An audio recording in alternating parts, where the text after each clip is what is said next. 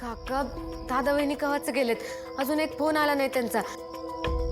काय तिकडे काय चाललं आपल्याला कळलं पाहिजे ना. सूर्याने मला तिकडे जाताना फोन केला होता. मला म्हणला तिथं लय महत्वाचं पुरावा घावल्या ती. फक्त आता ती पुरावा कालिंदी मॅडम पातूर सुखरूप पोचावं म्हणजे झालं. दादा आला.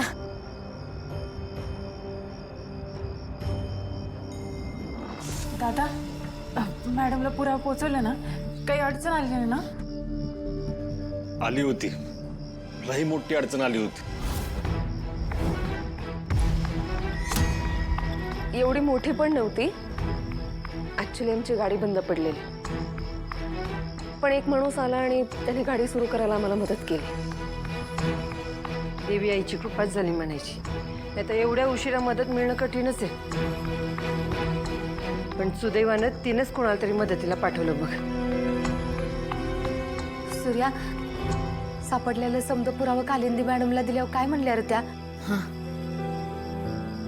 दादा, काय झालं? तू काय बोलत का नाहीस? तेजू अगं, पुरावे पुरेसे नाहीयेत असं म्हणणं आहे कालिंदी मॅमचं. डॅडींच्या विरोधात ना काहीतरी ठोस पुरावा हाती लागायला हवा.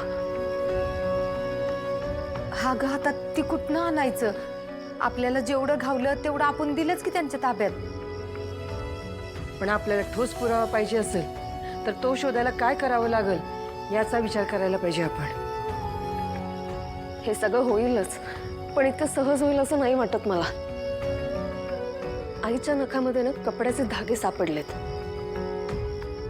आणि ते डॅडींच्या कपड्याचे तसा आमचा तरी अंदाज आहे. फक्त कुठल्या कपड्याचे ते हे कळत नाहीये. पंचा असणार.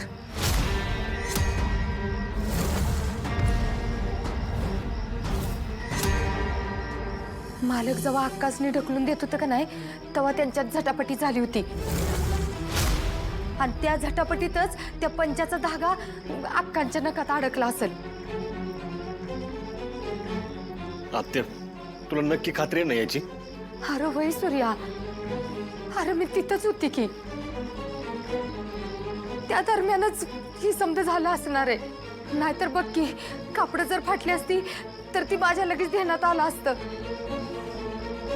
पर पंचा ही एकमेव गोष्ट आहे जी फाटली तरी कळणार नाही. असं ठोस काही सांगता नाही येणार, पण शक्यता नाकारता येत नाही. आपण शोधून तरी बघूयात ना.